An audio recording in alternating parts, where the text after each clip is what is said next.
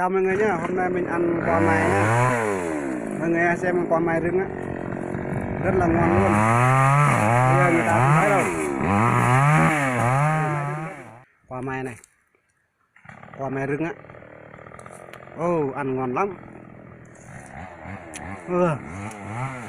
Bây giờ mình hãy về chỗ mình nhá, mình ăn gạo lứt và muối nhá. Đây.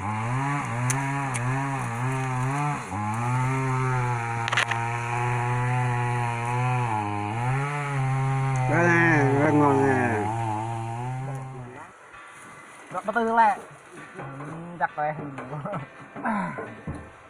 nó lấy pha với vô lên ăn qua mai này ngon lắm nó tư hàng hơn là rơi luôn ngon với cái than trong là đen mua được gan nè ok trong là quý nó tư pha này rồi nhiều ok luôn để mình xem là thêm luôn quả mài rừng nha, không phải là quả mài mình trồng, quả mài rừng ngon hơn. Nó biết đây rồi đấy. Bụng mặt anh em qua đây ăn. Ăn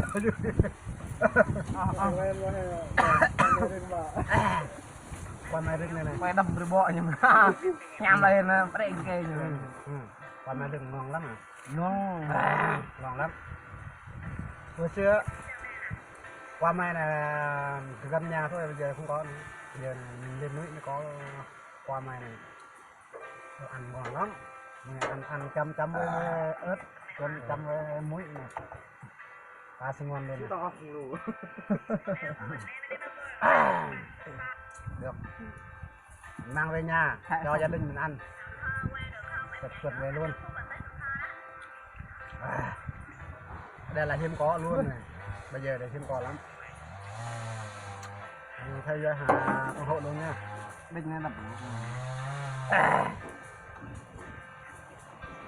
lắm. Ôi trời ơi.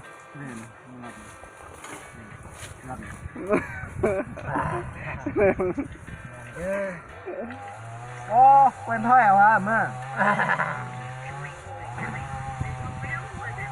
Lại đi, ăn đi. Đây này. Ăn ớt muối này này. Ngon lắm.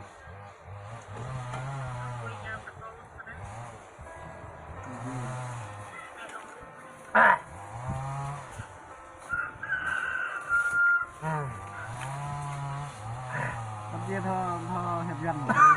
Ôi thôi. Qua ngon lắm. Qua ngon là nó bị lắc á. Qua ngon nó bị lắc luôn nè. Rồi Nga tôi đập với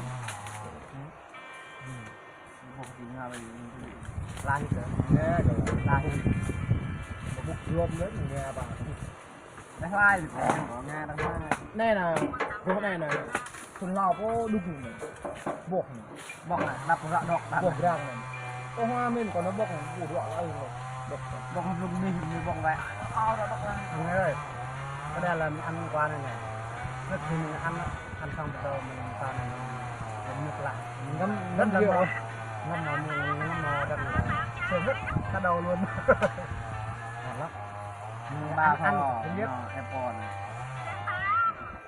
thằng gặt này rồi trong đựng luôn này gặt đấy còn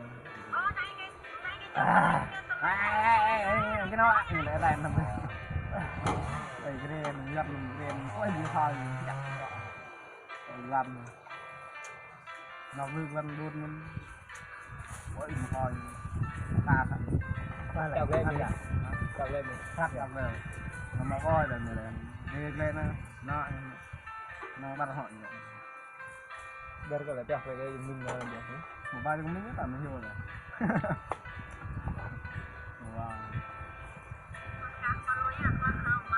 luôn ra bên cái hệ ba mà cho cô hạt nó làm hết cho ba gì mọi người dừng tại đây nhá, mình chuẩn bị ăn cơm rồi, giờ ăn nhiều quá mình sợ nó lại mình á, mình không ăn nữa đâu. một hàng này à thu tụt à mồi ruột không phải nè không phải Đầu bếp ơi đây là chú đầu bếp rừng nhá, chú đầu bếp rừng nhá, mọi người hãy xem chú đầu bếp rừng nè. cầm hàng nữa cầm mà từng cái này rồi đây họ bóc đánh cầm ra một hàng rồi là cầm hăng đây đúng quá đầu bếp ơi cho mời cái nắp ra cho xem canh gì đây. Ôi trời ơi đây là bắp su này mình ăn ở rừng này rất là ngon tuyệt vời luôn. Đây là chỗ bếp này nó ăn trên rừng rất là giỏi luôn á. Bây giờ mình nhờ nó thôi, nhờ chú này ăn rất là ngon. Quay này có nhâm thóc đâu thịt heo đấy bắp su với đất thịt heo rất là tuyệt vời. Lần sau mình đi tiếp thì đi mấy anh em mình thôi, anh em cùng đi rất là vui và nấu ăn là rất là dễ. Siêng nấu ăn lắm á, mình siêng thì mình biết, mình không siêng thì mình không biết nấu ăn gì hết á, mình siêng thì biết nấu gì ngon cái đấy.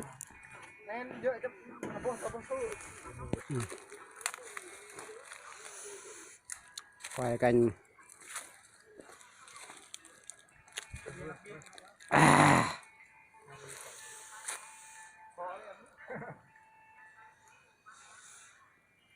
trên rừng núi cao, đi đâu cũng như hết.